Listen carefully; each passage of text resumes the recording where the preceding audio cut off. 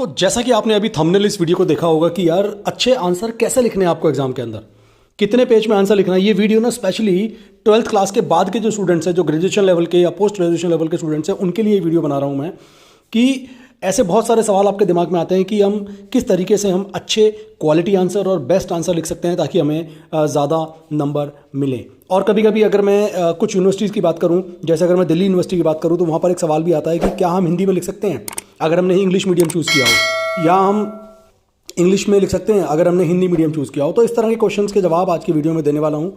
Channel पर नए हैं सब्सक्राइब जरूर कर लीजिएगा बेल के नोटिफिकेशन के साथ, और टेलीग्राम, इंस्टा, फेसबुक का लिंक डिस्क्रिप्शन में है, फॉलो कर लीजिए मुझे। चलो जी, अब सबसे पहले बात करते हैं कि क्वेश्चन पेपर के ऊपर लिखा होता है किसी भी मीडियम में लिखें। देखो, जब आप अपना क्वेश्चन पेपर पढ़ते हो तो वहाँ लिखा होता है right in any one medium, इधर हिंदी और इंग्लिश। इसका मतलब है आप किसी भी मीडियम में अपना पेपर स्टार्ट कर सकते हैं, पूरा की पूरा पेपर कंप्लीट कर सकते हैं। या तो आप हिंदी में लिखें या आप इंग्लिश में लिखें। बट हाँ, आपने अगर पहला question for example English medium में अटेम्प्ट कर दिया, आप बाकी क्वेश्चन हिंदी मीडियम में करना चाहते हैं, ऐसा पॉसिबल नहीं है। यानी कि थ्रू आउट द पेपर आपको एक ही मीडियम ऑफ लैंग्वेज फॉलो करना पड़ेगा। क्या हम ऐसा कर सकते हैं कि एक एग्जाम हिंदी में दे दें और दूसरा एग्जाम इंग्लिश में दे दें? यस, ऐसा पॉसिबल है, इसके लिए कोई प्रॉब्लम नहीं है। बट एक बात का ध्यान रखिएगा, जो आपका इंग्लिश का पेपर हो कम से कम उसको इंग्लिश में ही लिखिएगा, वहाँ पर आप हिंदी चलाने की कोशिश बिल्कुल ना करें। I hope you understand. तो दो लैंग्वेजेस ना एक ही पेपर के अंदर तो बिल्कुल भी अलाउड नहीं है। सिर्फ एक लैंग्वेज यूज़ करनी है, एक पूरे पेपर के अंदर, पूरी आंसर शीट पे आपकी एक ही लैंग्वेज दिखनी चाहिए। जब आप क्वालिटी आंसर लिखने की बात करते हैं तो सबसे पहले इंपॉर्टेंट चीज़ आती है कि यार क्या आपने क्वेश्चन ढंग से पढ़ा था। कई बार हम क्या करते हैं कि क्वेश्चन को बहुत जल्दबाजी में पढ़ते हैं, जिसकी वजह से हमें ध्यान ही नहीं रहता कि हमने उस आंसर में एक्चुअली एग्जामिनर ने मांगा क्या है।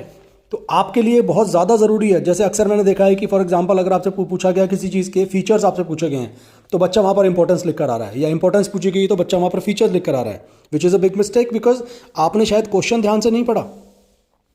और जब आप बड़े लेवल पर काम करते हैं, बड़े लेवल पर जब आप आंसर शीट लिखते हैं अपनी, तो आपको ये सीखना और समझना ज़रूरी है कि आपको अपने शब्दों में बहुत सारे आंसर लिखने पड़ेंगे। ठीक है।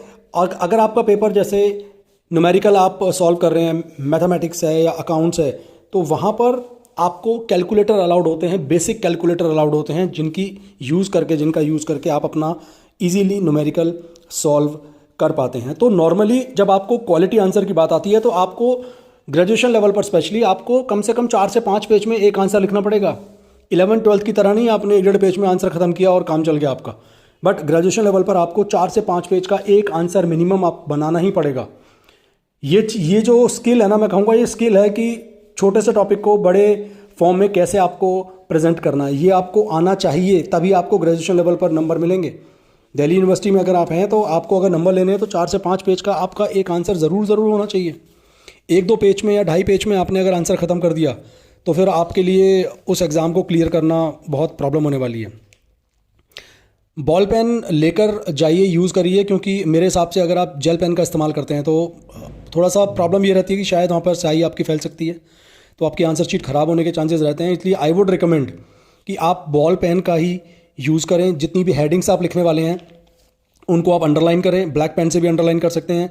जो इंपॉर्टेंट लाइन्स हैं, इंपॉर्टेंट वर्ड्स हैं आपके आंसर के अंदर, अगर पॉसिबल है तो उनको भी अंडरलाइन करके आएँ, ताकि एग्जामिनर जब आंसर शीट आपकी चेक कर रहा होता है तो उसका फोकस सीधा की सीधा उन्हीं इंपॉर्टेंट वर्ड्स के ऊपर जाता है। कोशिश करें आप पूरे की पूरे क्वेश्चन अटेम्प्ट करें, जितने भी आपको बोले गए हैं कम करने के लिए। जैसे 5 क्वेश्चन बोले हैं करने के लिए और 5 में इंटरनल चॉइस है, तो 5 क्वेश्चन ही अटेम्प्ट करके आएँ, तभी आपके चांसेस बढ़ते हैं मार्क्स मिलने के और उस एग्ज़ाम को क्लियर करने के।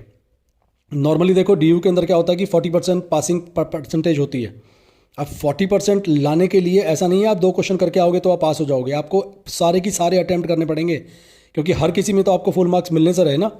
इसीलिए 40% पासिंग क्राइटेरिया अगर आपको पूरा करना है तो आपको पूरा पेपर अटेम्प्ट करना पड़ेगा। और कोशिश करें हमेशा आप पॉइंट्स में लिखें, बिकॉज पैराग्राफ में थोड़ा सा आई वुड से कि प्रेजेंटेशन वाइज भी वो चीज़ अच्छी नहीं लगती है। और स्पेशली जब आपका टाइम एंड होने वाला हो एग्ज़ाम का, 3 घंटे पूरे होने वाले हैं और आपके पास एक क्वेश्चन बाकी है, तो ऐसे में पैराग्राफ बनाकर लिखेंगे तो प्रॉब्लम आएगी, हो सकता है आप वो आंसर पूरा ही ना कर पाएँ।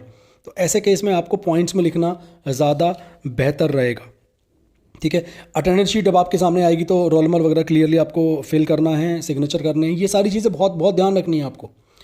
ठीक है। आपकी राइटिंग कैसी है वो बड़ा मैटर करेगा आपको नंबर दिलवाने में। तो बहुत ज़्यादा हौच पौच करके आएंगे अगर आंसर शीट के अंदर, तो आप भी समझते हैं कि एग्जामिनर को अच्छा नहीं लगेगा और वो हो सकता है पढ़ने में ध्यान ही ना लगाए, वो सिर्फ अंदाजे से आपको मार्क्स देते, which is not a good activity. आपने तो पूरा लिखा बट क्योंकि एग्जामिनर को समझ में नहीं आया तो वो आपको पूरे नंबर नहीं देगा। इसलिए अपनी राइटिंग पे जितना आप काम कर सकते हो एग्ज़ाम के अंदर, मतलब कि ऐसा लिख कर आओ कि पढ़ने में आ जाए। बस ये नहीं कह रहा कि बहुत ही सजावट करके आनी है आपको, नहीं ऐसा कुछ नहीं कह रहा हूँ मैं। सिंपल है कि राइटिंग आपकी पढ़ने में आनी चाहिए ताकि चेकिंग करने में सामने वाले को परेशानी ना हो। इस तरीके से आपका जो आंसर होगा ना वो बहुत बढ़िया बनेगा। ये जो मैंने आपको टिप्स दिए हैं इस वीडियो के अंदर, इनसे आपका आंसर बहुत बढ़िया होगा और आपको नंबर भी ज़्यादा मिलने वाले हैं, which will make it easy to clear your exams. तो ऐसा करके आप अपने क्वालिटी आंसर को बहुत और अच्छा, मैं कहता हूँ बच्चे से अच्छा आंसर आप लिख सकते हैं। वीडियो अगर अच्छा लग रहा हो ना तो लाइक ज़रूर कर दो यार अभी, और कमेंट करके बताओ आपकी राइटिंग कैसी है, क्या आप हमेशा से अच्छे नंबर लेते आए हो? क्योंकि आप ग्रेजुएशन में ये एक चैलेंज रहेगा अच्छे नंबर लाना। स्कूल लेवल का चेकिंग अलग होता है और ग्रेजुएशन लेवल की चेकिंग बिल्कुल ही अलग होती है। ठीक है, तो सब्सक्राइब करे बिना वीडियो बिल्कुल मत छोड़िएगा और टेलीग्राम, इंस्टा, फेसबुक पे आ जाइए, ज्वाइन कर लीजिए मुझे। मुलाकात करूँगा नेक्स्ट वीडियो में, बिकॉज शेयरिंग इज़ केयरिंग। तो share this video fast. Thank you very much.